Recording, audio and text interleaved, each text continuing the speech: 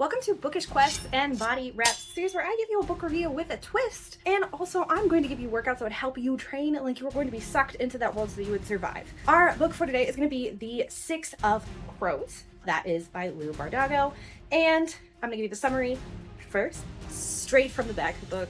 The Ice Court has been built to withstand an onslaught of armies, assassin, Grisha, and spies. When Annette said as much to Kaz, he simply replied, "But it hasn't been built to keep us out." His confidence unnerved her. What makes you think we can do this? There will be other teams out there, trained soldiers, spies, people with years of experience. This isn't a job for trained soldiers and spies.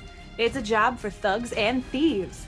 Enter the Six of Crows are thugs and thieves. Now, this is a crossed off book from the Grisha-Verse. If you don't know what a Grisha is, you may want to check that before. We don't necessarily have to, but again, some of those characters are going to cross over, so if you want the backstory, the Shadow and Bone series is the pre-series to this. Then you have the Six of Crows duology, and then the King of Scars trilogy comes after. There's not a whole lot of romance in this. There's some tension, but you don't have to worry about that if that's not your vibe, if you just like your fantasy without the romance. But we do have a diverse cast of people.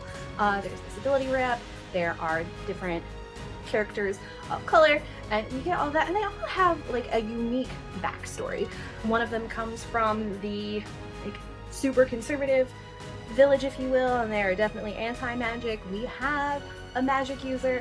We have an assassin who started out as a lady of the night in a brothel, who snuck her way to success, bought her way out so that she didn't have to be there. And then we have our orphaned street rat who walks with a cane, who, basically got the rough end of the stick and brought his way up to being the leader of the pack, if you will. Now, the Six of Crows is kind of like a mafia-style gang, but with a little bit more ethics. They do break and enter and explode some things. Honestly, I'm on their side, okay? So if you're looking to take down an evil king, that's your thing, or maybe free some people who have been wrongly or unjustly imprisoned, you're probably gonna like this book. So what I like about it that it's just a hint of romance, so it's a little bit of a tease. Someday I hope to get there has to be fan fiction somewhere. If you have that, send it my way for what happens after. But it is still a great read, even without the romance. It's a great story. I actually we're not going to put the spoiler in this, but if you have read it, this entire book, I kept telling my husband, I have found our fictional couple. I am Nina, you are Matthias, minus the conservative part, but he was definitely the naive, sweet one that didn't know anything about the real world type thing. And, sometimes in the book, the climax comes and you have a few pages to kind of wrap things up, tie a nice bow on it, but the action has happened, everything's resolved. Now you just kind of get the afterwards effects, what happens once the big thing happens. And then you get to 10 pages before the end of this book and you just get a complete curveball thrown at you. And I think that might be the first time I legitimately sobbed reading a book because it was so unexpected. I only had 10 pages where I thought I was safe. I was not safe. And if you know, you know, and if you don't know, read this and then you can know. So with that being said, let's see what kind of workouts I would do if I was trying to be a crow and join them on one of their breaking and entering, thieving, thuggery activities.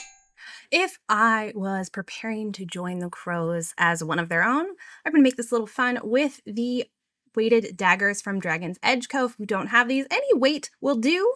Or you can do this with just your body weight. Now, we're going to start. We know Inej likes to climb things and the crows get into trouble. So what we're going to do is we're going to pretend that we are picking one of our fellow party members up as we stand in the rafters. Now, it's going to be a single leg stand because balance is important.